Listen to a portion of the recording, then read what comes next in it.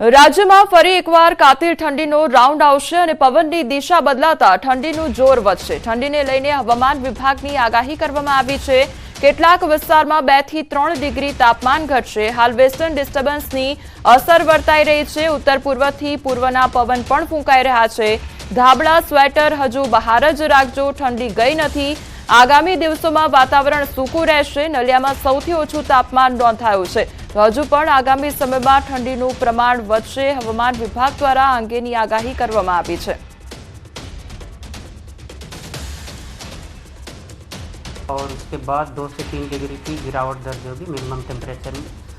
और minimum temperature realise की बात करेंगे तो अहमदाबाद में 17 degree Celsius minimum temperature realise हुआ है और गांधीनगर में 16.7 degree Celsius minimum temperature realise हुआ है।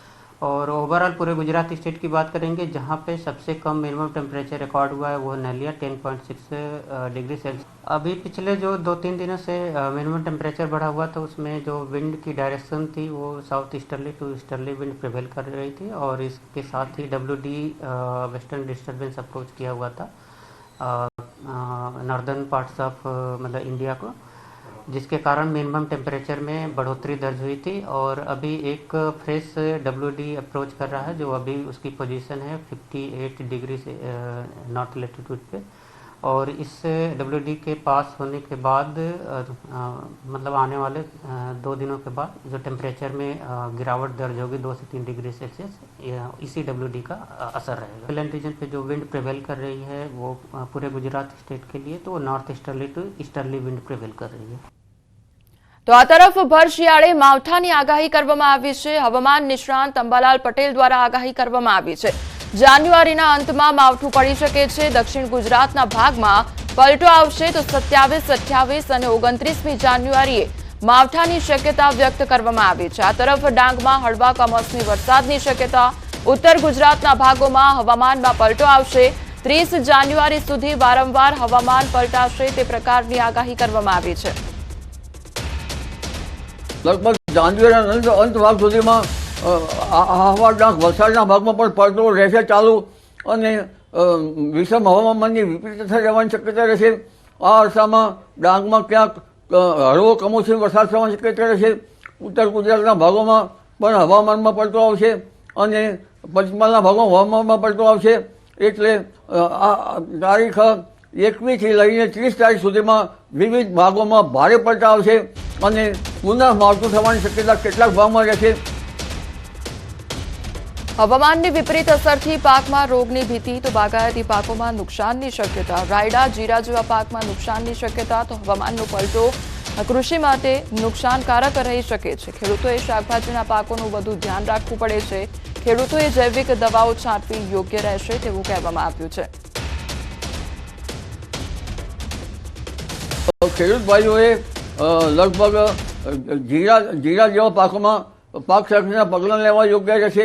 આ ઉપરાંત દિવેલાના પાકમાં પણ ઈયળો પડવાની શક્યતા રહેશે। ઉત્તર ગુજરાતમાં દિવેલાનું વાવેતર હોય છે અને બાગાયતી પાકોમાં પણ ઈયળો પડવાની શક્યતા રહેશે। તો તુવર જેવા પાકોમાં લગભગ તેમાં પણ ઈયળો પડવાની શક્યતા રહેશે અને ક્યાંક મચ્છી જેવી નાની શક્યતા રહેશે। રાયડાના પાકોમાં પણ કંઈક અસર રહેશે। એટલે આ ઉત્તર ગુજરાતના પાકો પણ દક્ષિણ ગુજરાતના પાકોમાં બાગાયતી પાકોમાં ફળ કોરી ખાનારી ઈયળો અમુક શાકભાજીના પાકમાં પડવાની શક્યતા રહેશે। એટલે ખેડૂત ભાઈઓએ વિષમ હવામાનની વિપરીત અસરના કારણે ખાસ કરીને શાકભાજીના પાકો ઉપર જો ધ્યાન રાખવાનું રહેશે। પણ પાક સંરક્ષણના પગલાં શાકભાજીમાં જંતુનાશક દવાનો છંટકાવ કરતાં ત્યાંની અસરો લગભગ મનુષ્ય પર પણ થઈ શકે છે, કારણ કે તેનો ઉપભોગ મનુષ્ય માનવ સમુદાય કરતો હોય છે। એટલે જે દવાઓ જે છે એમાં જૈવિક દવાઓ છાંટવી યોગ્ય રહે। હવે આગળ વાત કરીશું ડ્રોના નામે સ્કીમ અને સંચાલકો શું મંતર તેના વિશે।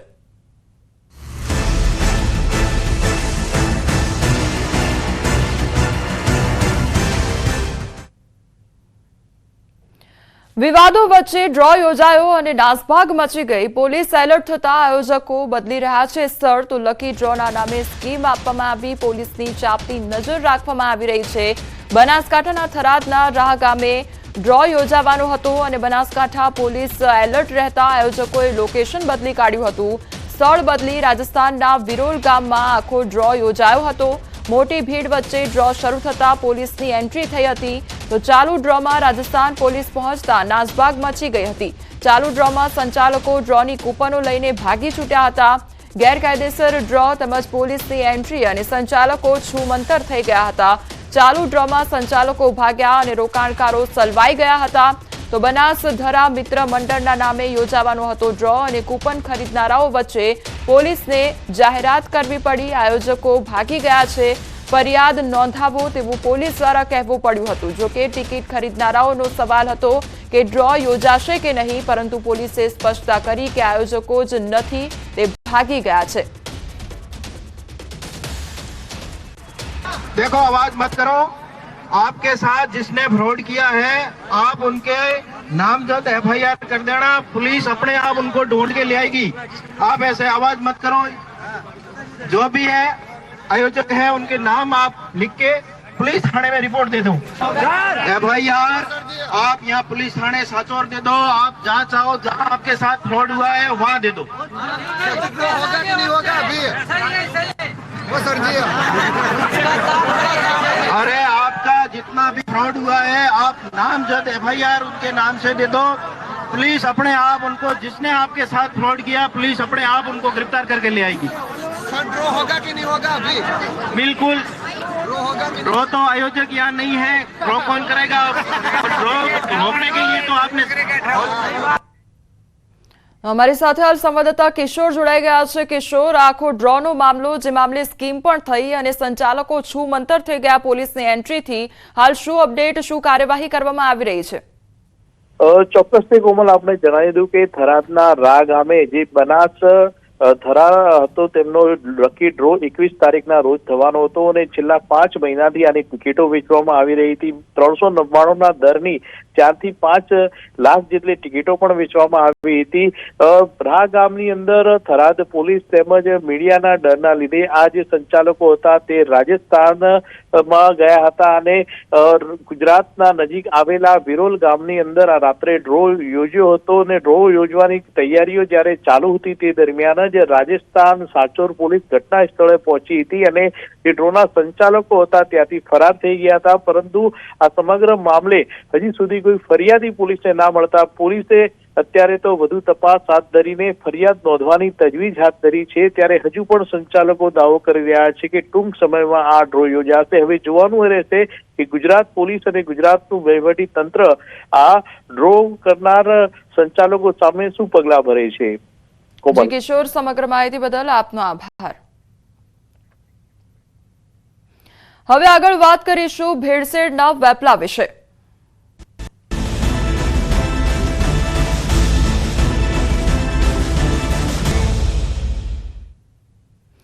બજારમાંથી ઘી લેતા પહેલા સાવધાન થઈ જજો. મહેસાણામાંથી 13 લાખનો ઘીનો જથ્થો જપ્ત કરવામાં આવ્યો. કડીમાંથી લીધેલા દાવત બ્રાન્ડ ઘીના નમૂના ફેલ થયા છે. ફૂડ વિભાગે ઓક્ટોબરમાં લીધેલા નમૂના ફેલ થયા છે. કડીના ગોડાઉનમાં મહેસાણા ફૂડ વિભાગે રેડ કરી હતી. ફૂડ વિભાગે લીધેલ ઘીના નમૂના ફેલ આવતા કાર્યવાહી હાથ ધરવામાં આવી છે. મહેસાણાનો આ સમગ્ર મામલો સામે આવ્યો છે. કડીમાંથી લીધેલા દાવત બ્રાન્ડ ઘીના જે નમૂના છે તે ફેલ ગયા છે અને ફૂડ વિભાગે ઓક્ટોબરમાં આ નમૂના લીધા હતા, જે નમૂના ફેલ ગયા છે. તો આ તરફ બનાસકાંઠામાં પણ ભેળસેળિયા ઘીના વેપલાનો પર્દાફાશ થયો છે. જાણીતા ઘીના ડુપ્લિકેટ લેબલનો ઉપયોગનું ષડયંત્ર બનાસકાંઠાના ફૂડ વિભાગની કાર્યવાહીમાં ખુલાસો થયો છે. ચડોતરની પેઢીમાં ચાલતો હતો ગોરખ ધંધો અને જલારામ એન્ટરપ્રાઇઝમાં ઘીના ડુપ્લિકેટ લેબલનો ઉપયોગ કરવામાં આવી રહ્યો હતો. શંકાસ્પદ ઘીના પેકિંગમાં બ્રાન્ડેડ ઘીના લેબલનો ઉપયોગ કરવામાં આવ્યો હતો. તો ડીસા ચડોતરની પેઢીઓમાં ફૂડ હતા અને ફૂડ વિભાગના દરોડા પાડવામાં આવ્યા હતા. તો 5 પેઢીમાંથી ઘી તેલના 14 સેમ્પલ લેવામાં આવ્યા હતા. 1955 કિલો શંકાસ્પદ ઘીનો જથ્થો સીઝ કરવામાં આવ્યો. તો ડીસાની એક પેઢીમાંથી 5955 કિલો શંકાસ્પદ તેલ પકડાયું. ફૂડ વિભાગની કાર્યવાહીને લઈને ભેળસેળિયા વેપારીઓમાં ફફડાટ ફેલાયો છે. ખાદ્ય ચીજો બજારમાંથી ખરીદો તો અચૂક ચેક કરીને જ લેજો. ભેળસેળ, નકલીનો વેપલો ફૂલ્યો ફાલ્યો છે અને નકલી દૂધ, નકલી પનીર જ નહીં, હવે તો મસાલા પણ નકલી જોવા મળી રહ્યા છે. નકલી વરિયાળી, નકલી મરચું, નકલી હળદરનો કાળો કારોબાર પકડાઈ ચૂક્યો છે.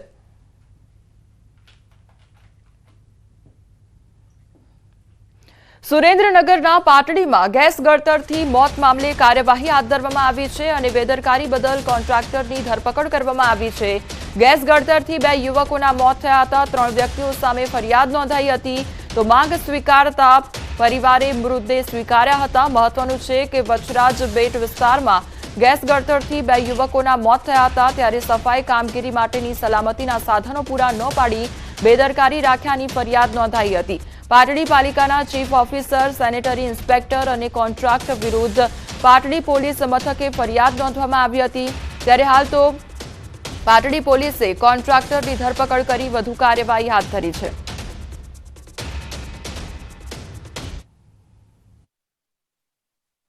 નગરપાલિકા છે એ જેને આ કોન્ટ્રાક્ટ આપતા હોય છે એની સાથે તમામ પ્રકારના કરારો કરતા હોય છે. સેફટીના સાધનો એને રાખવા જોઈએ. માણસ જે કામ કરવા માટે એ ગટરમાં ન ઉતરે એના માટેના પણ કરારો થયેલા હોય છે. તો એ જે કોન્ટ્રાક્ટર છે એની એ ખામી છે, નિષ્કાળજી છે. એ કોન્ટ્રાક્ટર પર પોલીસ કેસ પણ થયો છે, એની ધરપકડ પણ થઈ છે અને જે કાર્યવાહી કરવાની થતી હશે એ સરકાર તરફથી કરવામાં આવશે. બનાસકાંઠાના શિહોરીમાં ન્યૂઝ 18ના અહેવાલની ધારદાર અસર સર્જાઈ છે. શિહોરી નજીક બનાસ નદીના પટમાં રેલવે ઓવરબ્રિજ નબળી ગુણવત્તાનો હોવાનો ન્યૂઝ 18એ 1.5 વર્ષ અગાઉ અહેવાલ પ્રસારિત કર્યો હતો. અહેવાલ બાદ બ્રિજ બનાવનાર મહેસાણાની MS Ajay engineer infra limited સામે શિહોરી પોલીસ મથકે પોલીસ ફરિયાદ નોંધાઈ અને મહત્વનું છે કે બ્રિજમાં સળિયા પણ દેખાવા લાગ્યા હતા. ત્યારે અહેવાલ બાદ બોમ્બેથી રેલવે વિજિલન્સની ટીમ બ્રિજની તપાસ કરતા નબળી ગુણવત્તાનો માલુમ પડતા કંપની સામે ફરિયાદ નોંધવામાં આવી છે.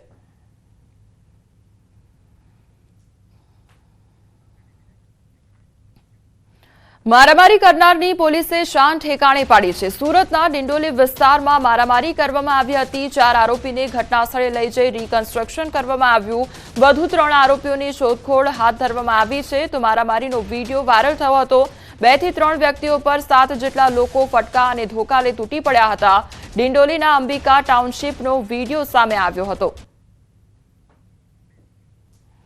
તો એક તરફ સુરતની એ ઘટના અને બીજી તરફ જ્યાં ધરપકડ કરવામાં આવી હતી, સુરતની જ આ ઘટના છે કે જ્યાં મારામારી કરવામાં આવી હતી તે અંગેનો વિડીયો વાયરલ થયો હતો. એક યુવક પર 7 થી 8 લોકો દ્વારા ધોકા પાઇપ વડે હુમલો કરવામાં આવ્યો હતો અને હવે આ તમામ જે આરોપીઓ છે તેની શાન ઠેકાણે આવી ગઈ છે કારણ કે તે લોકોની ધરપકડ કરવામાં આવી છે. એ લોકોનું સરઘસ ખાડી રિકન્સ્ટ્રક્શન પણ કરવામાં આવ્યું હતું. આખી ઘટના કઈ રીતે સર્જાઈ તે અંગેની રિકન્સ્ટ્રક્શન કરવામાં આવ્યું હતું. સુરતના મહુવા ટીડીઓ સાથે ફરી મારામારીનો બનાવ સામે આવ્યો છે. તાલુકા પંચાયતના સભ્ય પરિમલ પટેલે માર માર્યો. અગાઉ પણ ટીડીઓને માર મારવામાં આવ્યો હતો. બપોરના સમયે ટીડીઓ પોતાની ઓફિસમાં હાજર હતા તે દરમિયાન આખી ઘટના બની હતી. ટીડીઓનો શર્ટ ફાડી નાખી ઢીકા મૂકીનો માર મારવામાં આવ્યો હતો. તો ટીડીઓએ મહુવા પોલીસ મથકમાં ફરિયાદ નોંધાવી. ફરિયાદને આધારે પોલીસે અલગ અલગ ટીમ બનાવી શોધખોળ હાથ ધરી છે.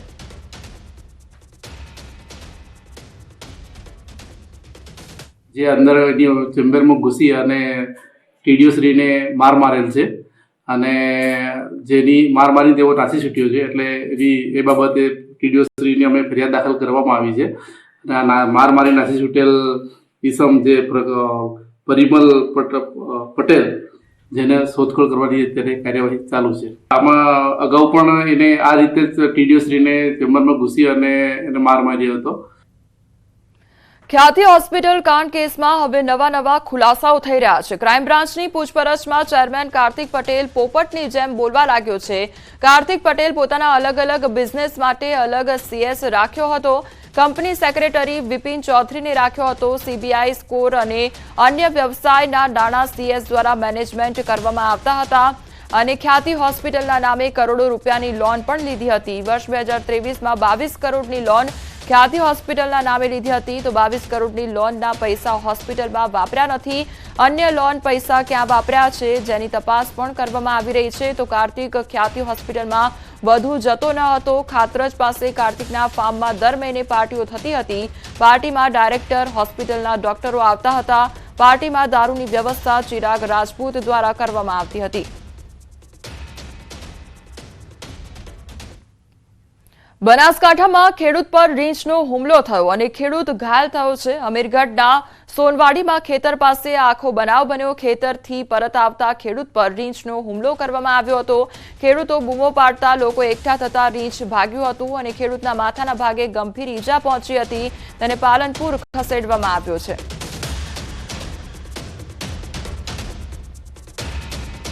રાજકોટમાંથી પ્રતિબંધિત ઇન્જેક્શનનો જથ્થો ઝડપાયો છે અને ઓક્સિટોસિન ઇન્જેક્શનનો જથ્થો જપ્ત કરવામાં આવ્યો છે. 2,85,000થી વધુનો ઇન્જેક્શનનો જથ્થો જપ્ત કરવામાં આવ્યો છે. 1600થી વધુ ઇન્જેક્શન સાથે એક દબોચાયો છે. તો ધોરાજીના ફયાઝ આરીફ વાલોરિયાની ધરપકડ કરવામાં આવી છે. તો દૂધાળા પશુઓને વધુ દૂધ આપે તે માટે પ્રતિબંધિત કરવામાં આવ્યો છે. ઇન્જેક્શનનો ઉપયોગ કરવામાં આવતો ધોરાજી સિટી પોલીસ સ્ટેશનમાં આઈપીસી કલમ 34 અને પ્રાણી ક્રૂરતા નિવારણ અધિનિયમની કલમ હેઠળ ગુનો નોંધવામાં આવ્યો છે.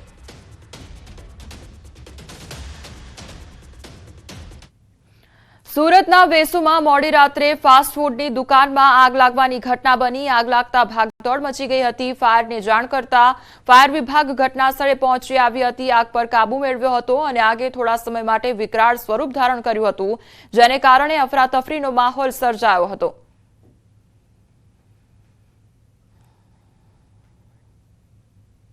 વિજાપુરના નાનકડા ગામના વૃદ્ધાને એચએમપીવીના કારણે અમદાવાદની ખાનગી હોસ્પિટલમાં ખસેડવામાં આવ્યા છે. હાલ તેની તબિયત સુધારા પર છે. સોમવારે રિપોર્ટ પોઝિટિવ આવ્યો હતો, ટેસ્ટ આવ્યો હતો અને જિલ્લા આરોગ્ય તંત્રના કહેવા મુજબ તેમને તાવ કે અન્ય કોઈપણ પ્રકારના લક્ષણ નથી અને તબિયત સ્થિર જોવા મળી રહી છે. એચએમપી વાયરસ એટલો ઘાતક નથી અને એમાં જે મૃત્યુનું જે પ્રમાણ છે એ પણ ઓછું છે. જૂનો વાયરસ છે, ગભરાવાની જરૂર નથી. અને આ વાયરસના કારણે જે કોન્ટેક્ટ્સ જેટલા હશે એ બધાનું અમારું, અમે જેને સારી કહીએ, જેને શરદી, ખાંસી, તાવ એવા જે લક્ષણો ધરાવતા જેટલા પણ અમને જે લાભાર્થીઓ મળશે, અત્યારે મારી ટીમ ત્યાં સર્વેમાં કામ કરી રહી છે.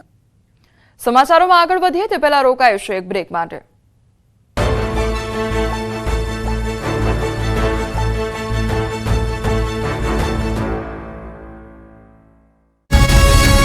અંતે સ્થાનિક સ્વરાજની ચૂંટણીનું બ્યુગલ વાગી ગયું છે.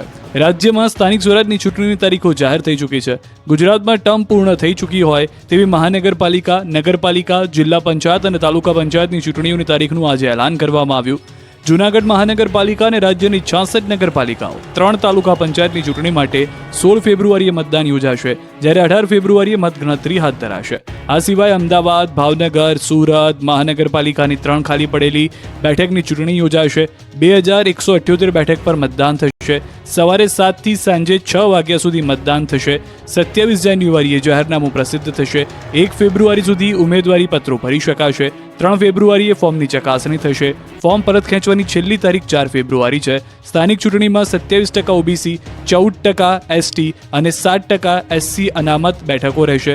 બીજી તરફ ખેડા જિલ્લા પંચાયતની ચૂંટણી હાલ જાહેર નથી કરાઈ. આ સિવાય ધાનેરા નગરપાલિકાની ચૂંટણીનો કાર્યક્રમ જાહેર નથી કરાયો. બોરસદ, સોજિત્રા, જેમાં ઓબીસીની ભલામણ મુજબ હજી રિઝર્વેશન નક્કી થયું નથી. સ્થાનિક સ્વરાજની ચૂંટણીમાં જેમાં 19 લાખ જેટલા મતદારો મત આપશે. અલબત્ત ગ્રામ પંચાયતોમાં હજી પણ વહીવટદારનું રાજ કાયમ રહેશે. મહત્વનું છે કે રાજ્યમાં છેલ્લા 2 વર્ષથી ખેડા અને બનાસકાંઠા જિલ્લા પંચાયત, 17 તાલુકા પંચાયત, 75 નગરપાલિકા અને 539 નવી ગ્રામ પંચાયતો સાથે કુલ 4765ની ચૂંટણીઓ થઈ શકી નથી. બનાસકાંઠા જિલ્લાના વિભાજનનો વિરોધ સતત 21મા દિવસે પણ યથાવત છે. ધાનેરાને બનાસકાંઠામાં જ રાખવાની માંગ વચ્ચે આજે ધાનેરા બંધનું એલાન અપાયું, જેને જબરો પ્રતિસાદ મળ્યો. વેપારીઓએ સવારથી દુકાનો બંધ રાખીને સજ્જડ બંધ પાડ્યો. ધાનેરામાં બંધના કારણે સન્નાટો વ્યાપી ગયો. ધાનેરાના રસ્તાઓ સુમસામ ભાસી રહ્યા હતા. ધાનેરાની આસપાસ ગામડામાં લોકો વાહનો ભરીને પહોંચી રહ્યા હોય તેવા દ્રશ્યો જોવા મળ્યા. હજારોની સંખ્યામાં લોકોએ ધાનેરા પહોંચીને હલ્લા બોલ કર્યો. તો ધાનેરામાં મામા બાપજી મંદિર સામે જન આક્રોશ મહાસભા યોજાઈ.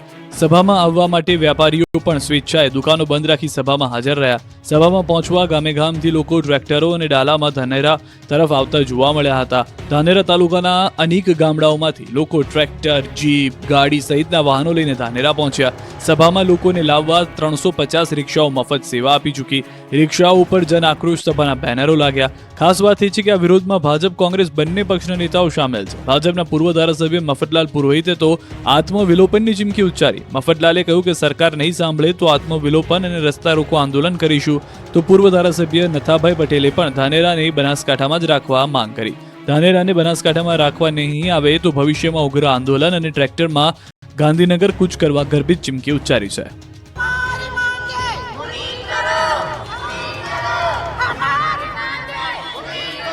અરવલ્લીના માલપુરમાં મહિલાઓએ હાઈવે ચક્કાજામ કર્યો. માલપુરમાં સફાઈ કામદારોના પ્રશ્નોને લઈને મહિલાઓએ હાઈવે પર આંદોલન છેડ્યું. સફાઈ કામદારો અનેક સમસ્યાનો સામનો કરી રહ્યા છે.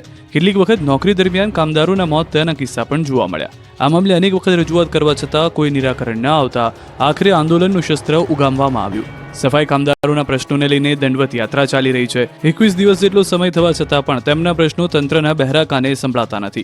સફાઈ કામદારના પ્રશ્નોને લઈને લાલજી ભગત માલપુરથી દિલ્હી સુધી દંડવત યાત્રા કરી રહ્યા છે.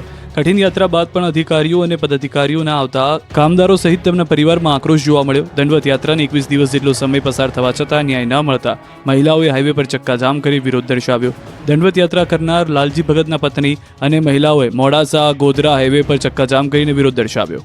મહિલાઓએ હાઈવે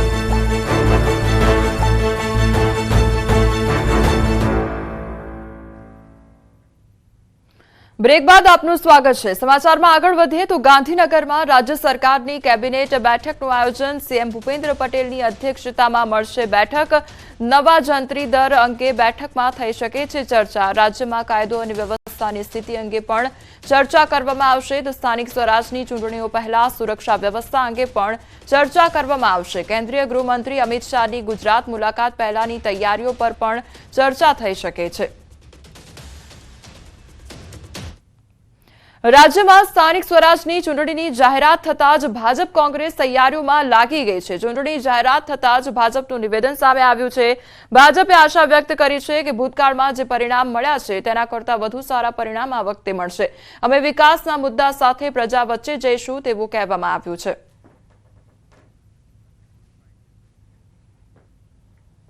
ચોક્કસ ભૂતકાળમાં જે પરિણામો મળ્યા છે એના કરતાં પણ વધારે સારા પરિણામો સાથે ભારતીય જનતા પાર્ટી એ આગળ વધશે.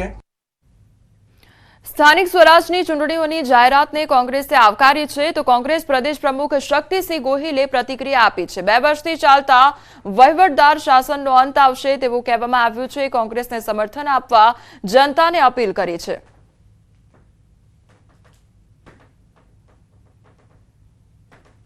આવતા દિવસોમાં લોક પ્રશ્નો માટે સતત લડતા રહીને લોકોના આશીર્વાદથી સત્તા મળે તો સેવાની સાધના કરીને લોકોનું કામ કરીશું. આજની જાહેર થયેલી આ તમામ ચૂંટણીઓને ફરી વખત આવકારીને કોંગ્રેસ પક્ષ પહેલેથી તૈયારી આ બાબતની શરૂ કરીને બેઠો છે. જો કે કોંગ્રેસ નેતા અમિત ચાવડાએ ચૂંટણીની જાહેરાતને નિરાશાજનક ગણાવી છે અને ખેડા જિલ્લા પંચાયતની ચૂંટણી જાહેર ન કરાતા નારાજગી વ્યક્ત કરી છે. બોરસદ, સોજિત્રા નગરપાલિકાની ચૂંટણીની તારીખો જાહેર નથી કરાઈ. ગ્રામ પંચાયતની ચૂંટણીની તારીખો પણ જાહેર કરવા માંગ કરવામાં આવી છે. તો કોંગ્રેસ પક્ષ તમામ ચૂંટણી માટે તૈયાર છે તેવું અમિત ચાવડા દ્વારા કહેવામાં આવ્યું છે. આજે રાજ્ય ચૂંટણી પંચ તરફથી જે જાહેરાત કરવામાં આવી ખરેખર નિરાશાજનક છે. એટલા માટે કે હજુ પણ ખેડા જિલ્લા પંચાયતની ચૂંટણી ક્યારે થશે જાહેર કરવામાં નથી આવ્યું. હજુ પણ કેટલીક નગરપાલિકા જેમ કે બોરસદ હોય, સોજિત્રા હોય કે અન્ય નગરપાલિકાઓમાં પણ આજે વહીવટદાર છે ત્યાં ક્યારે ચૂંટણીઓ થશે એની કોઈ તારીખો જાહેર કરવામાં નથી આવી. ગુજરાત પબ્લિક સર્વિસ કમિશનના અધ્યક્ષ હસમુખ પટેલે પ્રોવિઝનલ આન્સર કી અને ભરતી પ્રક્રિયાને લઈને કેટલીક મહત્વપૂર્ણ જાહેરાતો કરી છે. જીપીએસસીએ તાજેતરમાં પ્રોવિઝનલ આન્સર કી જાહેર કરી હતી, પરંતુ કેટલીક ખામીઓના કારણે હાલમાં તેને હોલ્ડ પર રાખવામાં આવી છે અને આગામી સમયમાં તે ફરીથી અપલોડ કરવામાં આવશે. સાથે જીપીએસસી દ્વારા આન્સર કી અને ભરતી પ્રક્રિયામાં મોટા ફેરફારો જાહેર કરવામાં આવ્યા છે.